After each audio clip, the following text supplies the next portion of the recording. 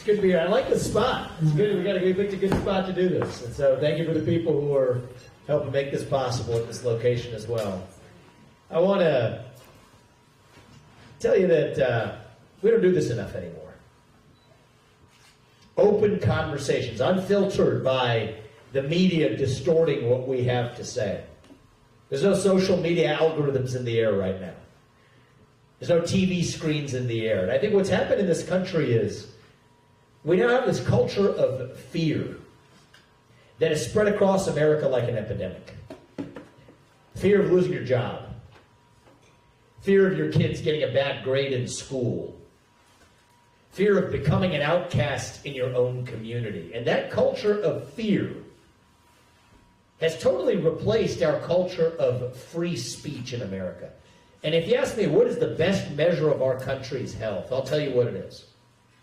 It isn't the number of green pieces of paper in our bank account. It isn't the number of ballots we cast every November. It is the percentage of people who feel free to say what they actually think in public. Right now we're doing poorly. The only way we're going to get it back is all of us starting to talk openly again. Tell you a bit about my family, what brought us into this journey. My parents came to this country 40 years ago with no money to pursue opportunity. In a single generation, I have gone on to found multiple multi-billion-dollar companies. I did it while marrying my wife, Apurva, who, as you heard, will be here over the weekend, campaigning as well after saving lives, which she's doing today, treating cancer survivors at the hospital at Ohio State, where she's a surgeon.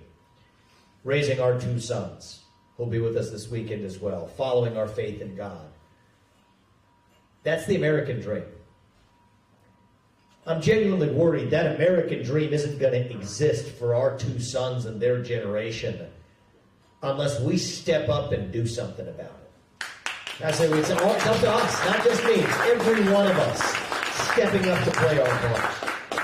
And let's get to some real talk quickly. I won't beat around the bush. I think our Republican Party, we have become lazy. Not just in the get out the vote sense of lazy, that too, but I mean lazy in a deeper sense. Lazy in defining who we are and what we stand for. See, the other side, they will offer a vision. It's not the right vision, but they'll give you their vision of race, gender, sexuality, climate. And we're sitting here, and I've been done plenty of this myself too, just criticizing that vision without offering a vision of our own. What do we stand for? Individual, family, nation, God. That beats race, gender, sexuality, and climate if we have the courage to actually stand for something. We can't anymore be the party that's just running from something. Now is our moment to start running to something, to our vision of what it means to be an American. That's how we win this war for our country. I'm an America First conservative. I believe my moral duty, just as my moral duty as a father is to my family, my moral duty as your next president is to you. And I won't apologize for that. But to put this country first, we now have to rediscover what this country is. What does it mean to be an American today? To me, it means we believe in the ideals of the American Revolution. Those 1776 ideals that set our country into motion.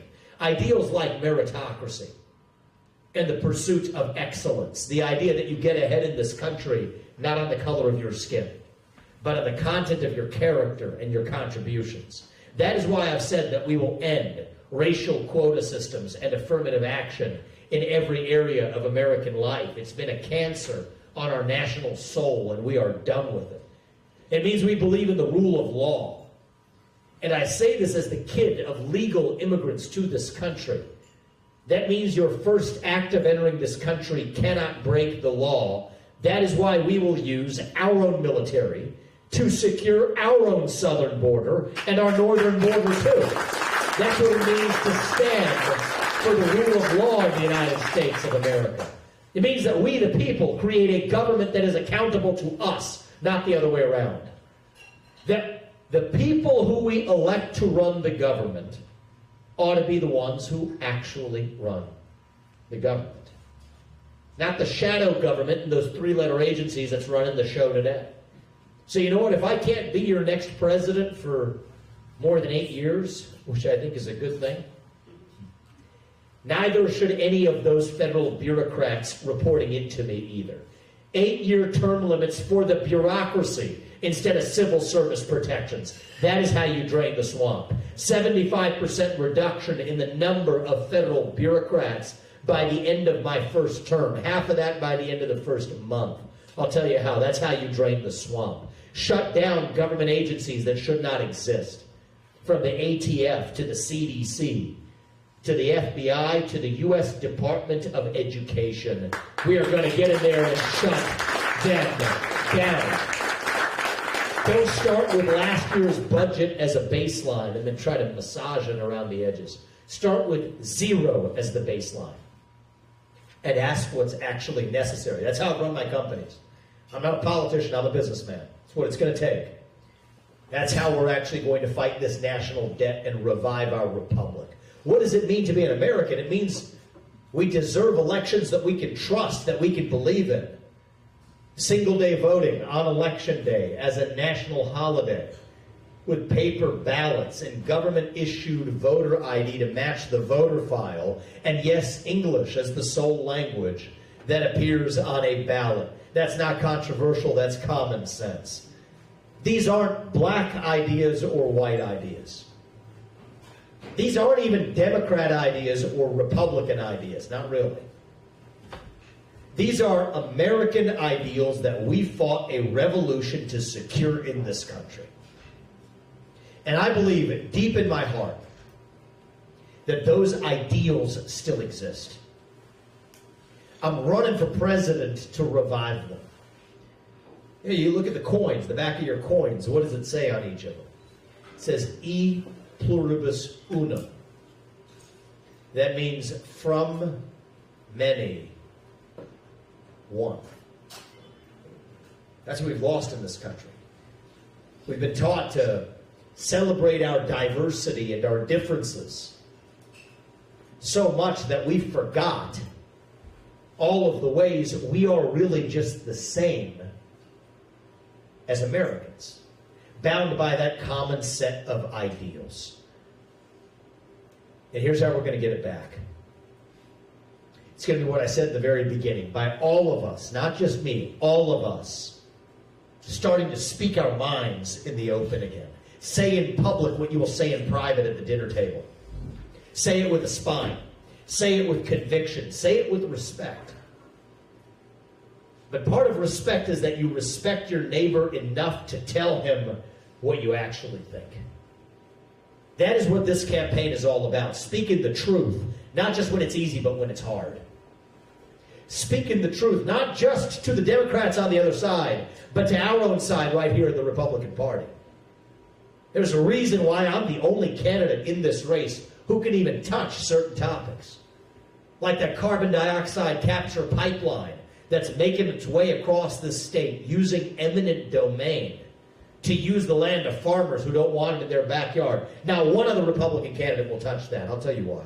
It's the same reason why I'm the only candidate who can say that Ronna McDaniel should indeed step down and step aside after 5 failed years of leadership in the Republican Party. That the climate change agenda is indeed a hoax because it has nothing to do with the climate.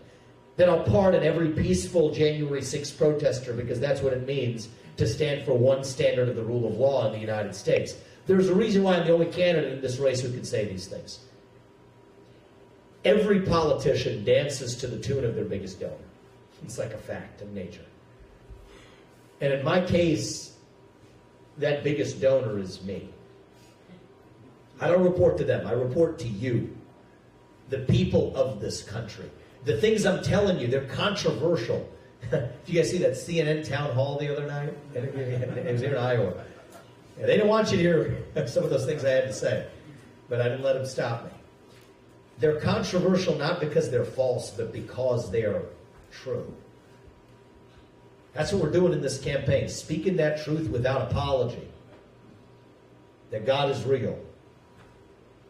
That there are 2 genders, that fossil fuels are a requirement for human prosperity, that reverse racism is racism, that an open border is not a border, that parents determine the education of their children, that the nuclear family is still the greatest form of governance known to mankind, that capitalism is still the best system to lift us up from poverty, not crony capitalism, but real capitalism, that there are 3 branches of government in the United States, not 4, and that the U.S. Constitution is the strongest and greatest guarantor of freedom in human history. That is the truth. We fight for the truth. We stand up for the truth. That is what won us the American Revolution. That is what reunited us after the Civil War. That is what won us 2 world wars and the Cold War. That is what still gives hope to the free world. And if we can revive that dream over group identity and victimhood and grievance, then nobody in the world, not a nation, not a corporation, not a virus, not China, is going to defeat us. That is what American exceptionalism is all about. And that is what we are going to revive to save this great nation. Thank you for coming out today, guys. God bless you and your families. May God bless our great country. We will not stop until we get this job done. I want to practice what we preach a little bit. I want to open this up. I'm going to sit across the table from Xi Jinping. I'm going to stand up with the spine. I better sit across the table from our own voters and take some hard questions from you all. So give me the hard ones, and I want to open this up. Sir, we'll start with you. Everything you say resonates. Makes sense to me, at least. I only speak for myself. It's a great vision. And it's an unfair question, but... No question is unfair. I'm running for president. How do you drag this rusty anchor that we euphemistically refer to as Congress along behind you and get anything done? So I'll give you the medium-term to long-term answer and the real near-term answer. The medium to long-term answer is Congress is a broken institution. We need term limits in Congress. And the reason they say you can't do that, understandably, is that it takes 75% of the people who are already there to vote for term limiting themselves. That will never happen. Here's the way I'm going to do it. Grandfather in the people who are already there, at the very least, because I think I'm a businessman. People respond to their incentives. Fine. Now they don't have to vote against their own self-interest. At least that's your best chance of doing the right thing. That's for the long run. In the near term, how do I execute? Everything of what I've just told you relates to shutting down the deep state, the shadow government, the 3-letter agencies. Why aren't we drilling and fracking in this country? It's not because Congress banned it. It's because it's done through the Department of Interior, through the EPA, through regulations in the back door. I'm the commander-in-chief. Moving our military to the southern border, that's a call for the U.S. president to make. The Remain in Mexico policy is still good law. It's just not being enforced. So most of what we see in this country, it's not even the people who we elect to run the government that are running the government. It's the shadow government, which is a bastardized view of our republic, but it's good news very practically, because that means the next U.S. president can fix it without asking Congress for permission or for forgiveness. Because as your next president, I run the executive branch of government. I know as a CEO that if somebody works for you and you can't fire them, that means they don't work for you. It means you work for them because you're responsible for what they do without any authority to change it. It's going to take somebody who understands the law. They duped Trump on this one. They said you can't fire those employees because of civil service protections. Read the law. Those civil service protections only apply to individual employee firings. They do not apply to mass layoffs. And mass firings are absolutely what I am bringing to the DC bureaucracy. Okay, so it's going to take a unique combination to do this. And I'll be very frank, this is what pulls me into this race. My faith teaches me that God puts each of us here for a purpose, and that we have a moral duty to realize that purpose, to use the unique gifts that God has given each of us. Every one of us has our own God-given gifts. I looked myself in the mirror last year. I could not be a guy who just watches this pass by without actually using the gifts that I believe God has given me. It's going to take two things to get this done. One is you need the guy with sharp elbows. Somebody's going to break glass, get things done. Trump brought that, I bring that. But you also need somebody who understands the law and the Constitution of this country deeply. Those two things don't usually go together. Right? You might have law professor, academic types over here, and I've done that. I've seen what that looks like. You got the business guy over here, but they're going to be duped. And that's what happens serially to presidents like Trump.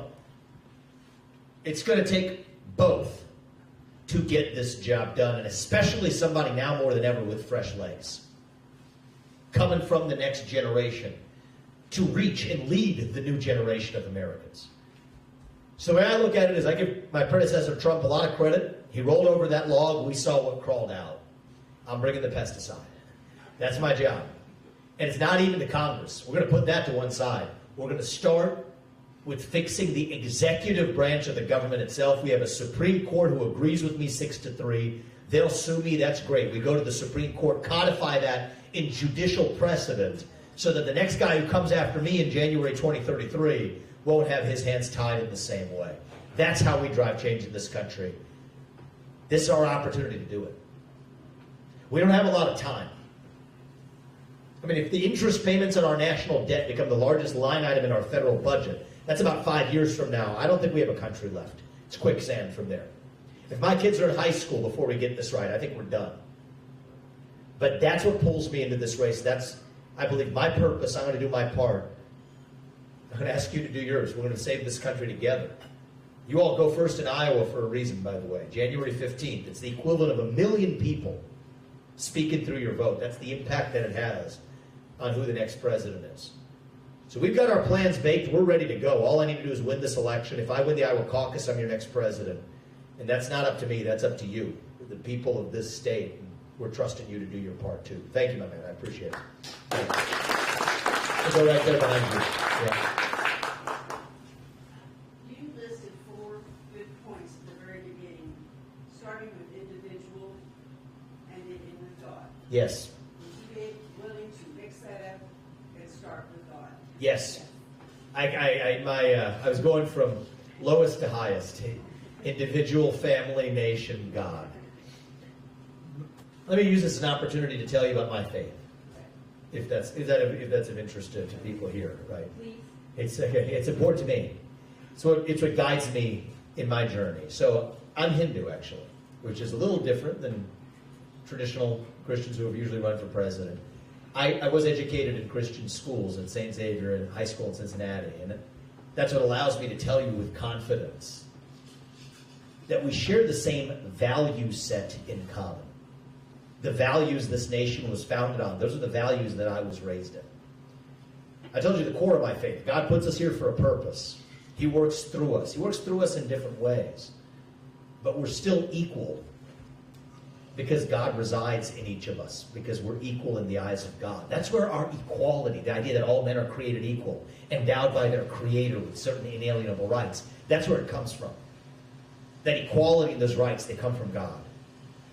Now, I had what you would call, I said individual, family, nation, God. Family is the cornerstone of a great country, and I think it's the love of the family that opens our hearts to the love of God. It did for me, certainly.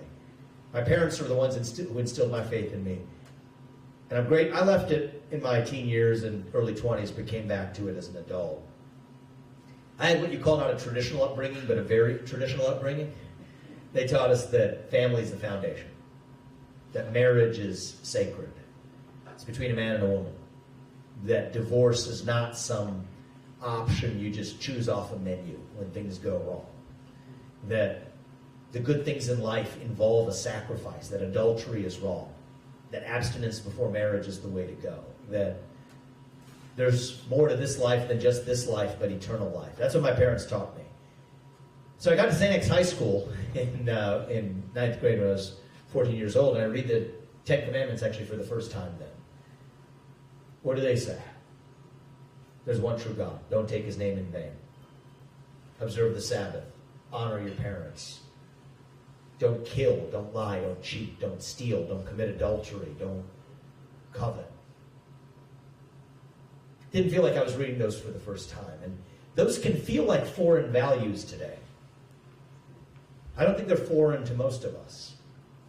Go to your corporate DEI training or to the movie theater or to what they're teaching your kids in school for that matter. They can feel like foreign values, but I think those are the values this nation was founded on. And actually, one of the core teachings of my faith that actually is part of what I believe pulls me into this race is we don't get to choose who God works through. God chooses who God works through. We get a little further in that Old Testament in 9th grade, we get to the book of Isaiah. That's the one where God chose Cyrus, a Gentile, all the way in Persia, to lead the Jews back to the promised land. Well, I think that, would I be the best president to spread Christianity through this country? Probably not, for a lot of reasons. I don't think that's the job of the president. I think that's the job of pastors, and it's the job of a president to stand for the First Amendment, which actually provides for religious liberty, which we've seen widely eroded in this country. But it is my job to stand for those shared values in a country of people with many different faiths, but who still do and ought to share those same values. And especially because I'm a little different, including being younger. I'm 38. I'm the youngest person ever to run for U.S. president as a Republican. I think it's my job to make faith and family and patriotism and hard work cool again in this country. I think they're pretty cool. And I think that's part of what young people right now, I'm seeing young people a lot more in this campaign. We're visiting college campuses.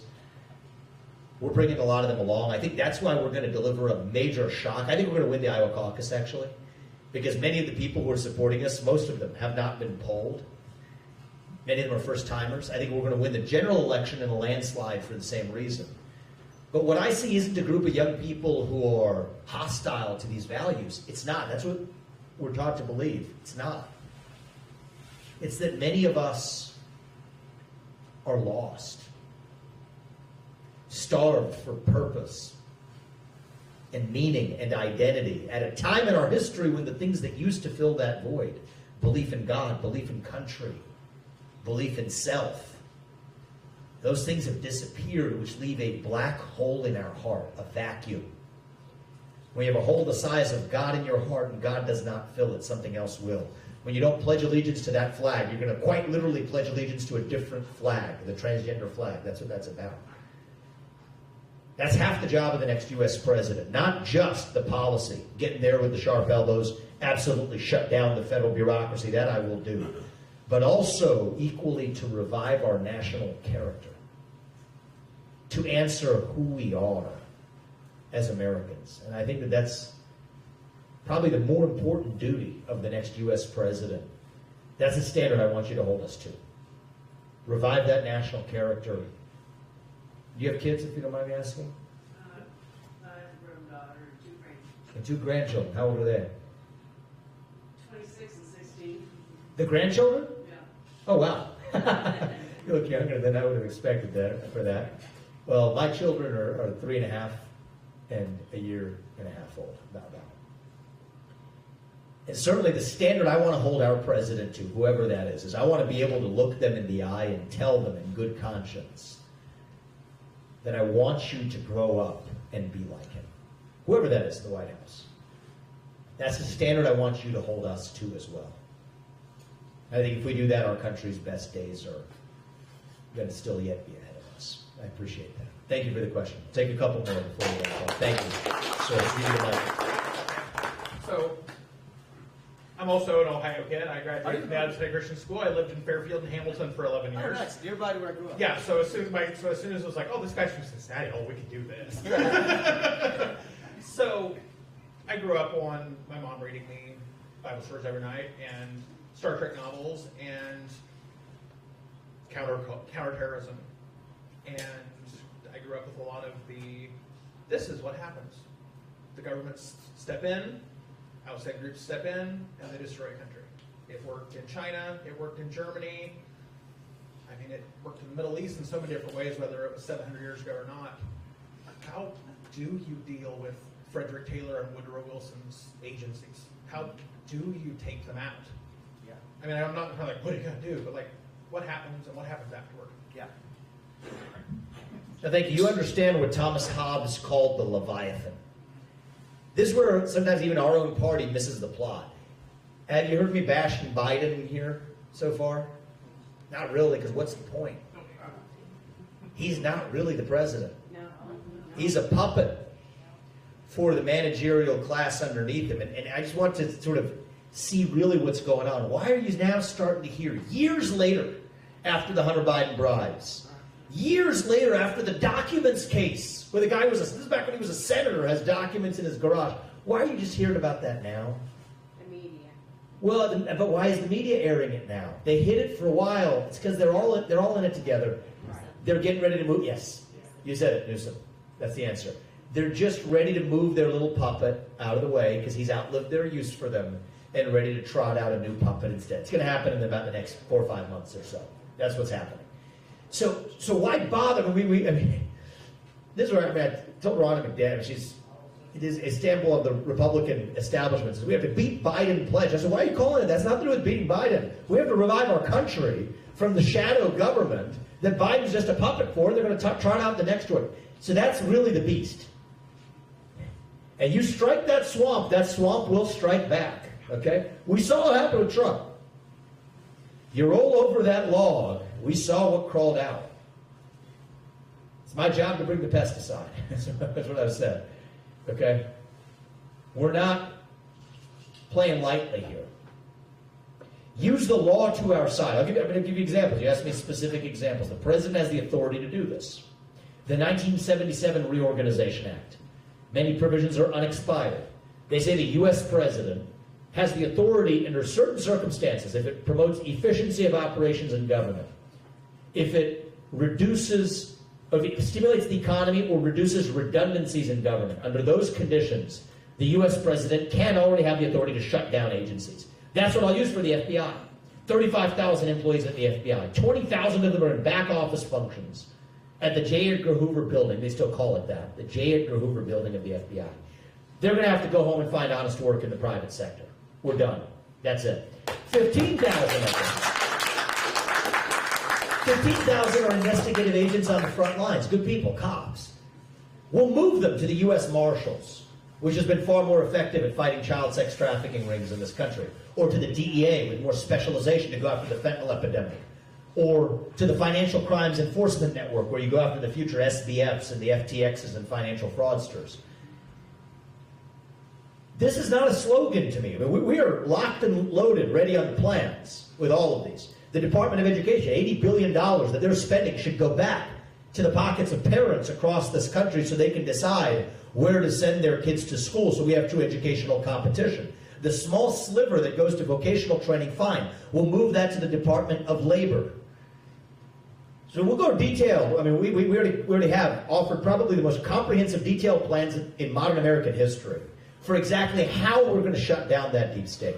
We have the legal authority to do it. The most important Supreme Court case of our lifetime came out last year, West Virginia versus EPA, which basically said that if Congress did not give the power to one of those agencies to write a rule, in this case it was an EPA rule applying to coal miners, then that rule itself is unconstitutional. Well, that's great. I get to rescind, I swear an oath to the Constitution, I have to keep it, I will rescind every one of those regulations. That's a majority of the federal regulations on the books today. So we can drill, frack, burn coal, embrace nuclear energy. Stop using more money to pay people to stay at home instead of go to work. That's how you stimulate this economy. These are basic steps the next U.S. president can take. The Federal Reserve, 90% headcount reduction. So we're ready to go, and we'll get sued, as I said, but we'll take that to the Supreme Court and win. That's how you drive change on the time scale of history. It takes a president who has both of those attributes I talked about before. We got to move quickly. This is going to happen in the first 6 months in office. You wait too long, you're a lame duck by the end of your first 18 months, really. But the thing I got to do to get there is win next year's election. I'm confident if I'm your nominee, we'll win next year's election in a landslide because we're bringing those young Americans, libertarians, others along with us. To do that, I need to win this primary. It's 187,000 people who come to the Iowa caucus. Every one of your voices is like a million voices, a million people showing up. It's not in my hands, it's in your hands. It's not going to be some president coming from on high from the White House to save us. There's no political messiah. If we're going to be saved, it is going to be because we save ourselves when it comes to our country. And even after I'm elected, I mean that. It's going to take pastors, parents, teachers, city councilmen, mayors, state legislators. Not all of it should be done by the president, but we each have a role to play. That's how we're going to get this done. And my role is to shut down that federal bureaucracy. You do that, everything else in this country falls automatically back into place. We'll grow this economy. We'll stay out of World War III. We'll declare economic independence from China without those vested interests that are keeping those ties. Absolutely. That much we're going to do. But it starts with shutting down that federal bureaucracy. That's the job of the next U.S. president. It's like I told the other gentleman, you do your part. I'm going to do mine, okay? Thank you. I appreciate that. But there's time for last question here. Thank you. My question's a little more local. Okay. Every person in this room typically pays a water and a sewer bill. And the regulatory burden on cities to be able to get grant work. These people pay taxes, but the amount of effort it takes to be able to get grants, to renew infrastructure, do you have a specific plan as the executive that can ease up on medium-sized cities, small cities, to be able to get some help? Absolutely. I mean, part of the problem with the administrative state is you have a bunch of people showing up to work who should have never had that job in the first place. They start finding things to do. Look at the WOTUS regulations. I don't know if you're familiar with that. That's part of what you're referring to, actually. WOTUS refers to Waters of the United States. I mean, it's senseless, right? Even most of the regulations that are impeding local cities are coming from the EPA. In the name of standing for the environment, actually, they're not doing a thing for clean air and clean water. But what they're doing is bending the knee to some global climate religion that has nothing to do with the climate. I mean, that's where even you're talking about local. That's where the carbon dioxide capture pipeline comes from. Federal subsidies done through regulation, using eminent domain to seize farmland that many people don't want. You want to talk about a burden on localities? In Mississippi, one of those carbon capture pipelines ruptured. A bunch of the people in a local town end up in a hospital. Falls on local hands from a federal policy that was the product of crony capitalism in the first place. So it comes down to that same point. And I'm loving the questions I'm getting because that shows me you guys understand where the heart of the cancer is. It's the people who we never elected to run the government with zero political accountability that are actually the wet blanket on our entire economy and on local municipalities across the board. And I think we now more than ever need a president who understands that, who's going to stand up with the spine. And here's your best way to know who's going to actually be up for that challenge. If you want somebody who's going to get in there and shut down the deep state and speak truth to power, then vote for somebody who is going to speak the truth to you. Judge who's able to touch not just the easy topics, but the hard ones. Who's able to touch the third rail topics that even the Republican Party establishment does not approve of. I mean, much of what I'm telling you, the Republican Party establishment does not approve of this message. But we shouldn't report to them or to the super PAC puppet masters. The President of the United States reports to you, to we the people. That's what we need to restore in this country. And if we do, I'm confident that we don't have to be that nation in decline. We don't have to be at the end of the ancient Roman Empire, actually. I think as a nation right now, we're really just a little young, actually. Going through our own version of adolescence. Figuring out who we're really going to be when we grow up. And when you view it that way, it makes sense again, actually. You go through your adolescence, you go through that identity crisis. You lose your way a little bit. You do some stupid things. Most of us probably did. I did. But we are stronger for it when we get to our adulthood on the other side. So no, I don't think we have to be that nation in decline. I think this may be our last chance to say this. But I think we can still be a nation in our ascent. Maybe even the early stages of our ascent. Maybe we're not even at base camp. On our way still to that shining city on a hill. That country where we will look our kids in the eye and mean it. When we tell them that you get ahead in this country with your own hard work, your own commitment, your own dedication, and that you know what? You are free to speak your mind at every step of the way. That is the American dream. That is what we are running to. And with your help, and that's what I'm asking you for. Between now and January 15th, I'm asking for your help to spread this message to all the people who couldn't be here today in this community.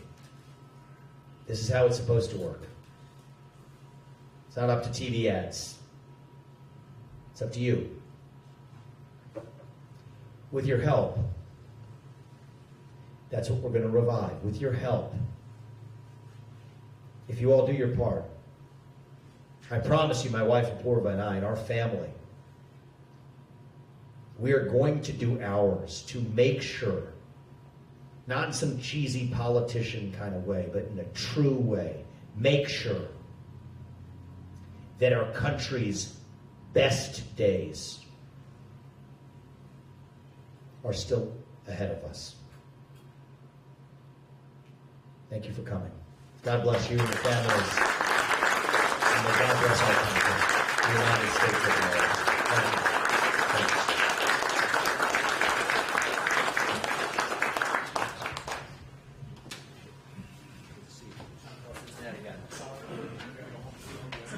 Gold Star chili. Should I do it here now? Oh, we love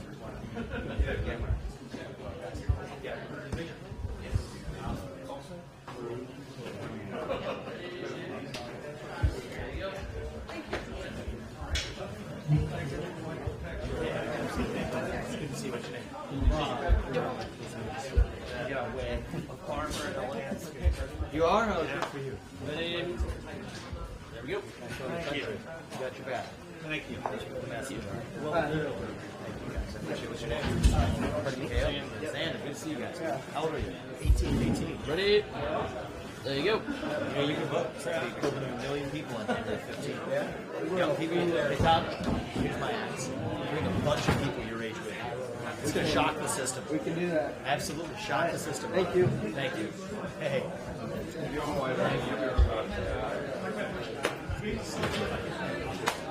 Hey, Todd. So good. Todd, someone? Ready? There you go. Thanks, man. I appreciate it. Keep doing what you're doing. We're counting on you. Yes, yes. Okay. I'm an HR professional. I have been working for a couple of years now. I really but I would like to know what are your ideas for More health insurance coverage needed was the answer. We need a diverse, more competitive range of health insurance options. That doesn't happen because there's special laws that provide antitrust exemptions to those health insurance companies. Those will end on that page. People deserve to have alternatives paid for. Absolutely. Thank you so much. Ready? There you go. Spread the message. Telling all my friends. Just because it's pill pushing, we don't need to just be paying for that pill pushing game. It's actually, my wife, who is a German, will be every bit as strong as the office. And so we understand that. I wish actually we had talked about it. I know, I really That's okay, that's okay. I didn't see you. Yeah, I put those at the end of my answer. Spread that message. Thank you. You spread the message. I appreciate it. I would love that. Yeah. We have your back. Absolutely. Thank you so much. Thank you. Thank you very much. Hi. Oh, we need to do that. Thank you for coming here. Thank you, guys. Yeah. Ready? Right? Well, if you do me a favor and tell the people. Yeah.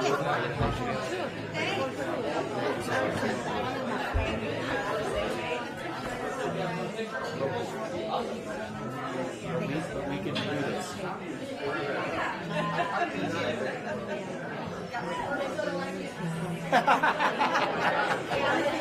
Thank you. We'll do our part for the next generation. What's your name, sir? I'm Gary. Oh, Gary, good. Thank you for coming from Fairfield, guys. Spread the message. Thank you. Thank you. Okay. It's good to see you. What's your name? Zelda. Ken, good to see you, Ken. There you go. Is our eyes open? Yep, I checked. I feel badly about it. We're not going to do it. We shouldn't be, we're 34 trillion in the hole. We shouldn't be using your money to send the Ukrainian kleptocrat to buy the house. No. Put this country first. That's my moral duty as your president. You have my word on that. I'm the only candidate who's been able to say that clearly of what our clear plan is going to be. Thank you. Hey. Oh. Hey, good to see you. What's your name? Hello. Good to see you. Ready? There you go. Okay, thank you. Yeah. Where do you work? What'd you say? You work for your company? Oh, I do a lot of partner stuff, but I work for IBC Extension. So, yeah. Thank you. Thank you so much. Hey. How you doing?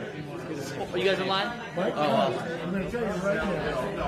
Trump guy got I'll take that from you. But I didn't register on. That means a lot to me.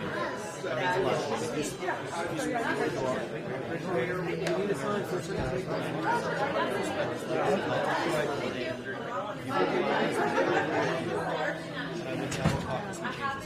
Oh, gotcha. Yeah, I knew when, back in the day, I voted for him and all that stuff. I knew that when he got reported, all holidays, just to his face, him down there. Psychiatric disease. Yeah. Take this American first day. That means a lot to me. Thank you. Thank you. Thank you. Thank you. It's good to be here. I appreciate it. Thank you. It means a lot to me. Thank you. Hi. Hello. Goodness. Good to see you. Good to see you guys. Thank you for being here, guys. Thank you for paying attention to it as well. It's unconstitutional. Yeah. Thank you. Do you guys all know each other? No, we don't know. Oh, great. Oh, good. You do? Good. Aunt and niece. Okay, thank you. Honest and actually having answers. Yeah, that's what we need. It's amazing. Just cut through the smoke screen. Yeah. Planted questions. I asked him a question about how we're going to protect our kids. That's what I noticed. You didn't have any idea what anybody was going to say. Oh no. I mean, I've got to have open conversations on this country. We got to be open with each other. My view is this: you don't even have to agree with 100% of what I say to vote for me. I'll just tell you what I believe 100% of the time. Now, I hope that you agree with most of what I say. The CO2 pipeline, the other people, they coach them not to talk about it. Oh, you don't know about it? It's unbelievable. They're using eminent domain to seize the land of farmers. It's a private I heard about property. the eminent domain issue, but I didn't know it was for It's for CO2 because of this climate cult that says you have to apologize for emitting carbon dioxide. I reject that. It's a hoax. So we have to stand for truth. I can't afford an electric car. That's not happening. Oh, and you know electric cars? Where are you going to put all those batteries? And the subsidies How in are the you car? going to Yeah, mine forget it? that. You guys want to take a picture? Yes. Thank you. Thank you. Get on your Come on in here, ladies. I'm going to tell you, well, wait a minute. Ready? There you go. Casey, I came in here to tell you that I'm from Cincinnati.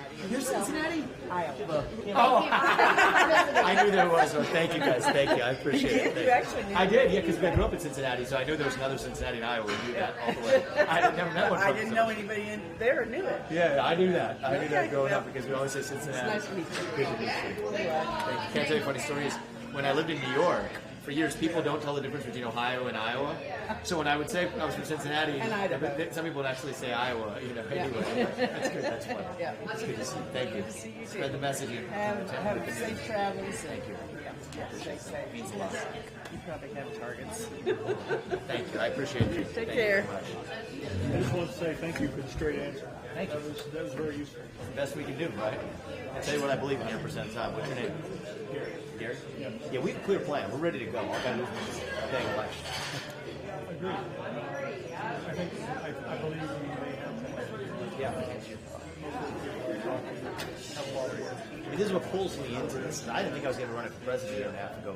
I don't know if you read my books or not. All of them? Okay.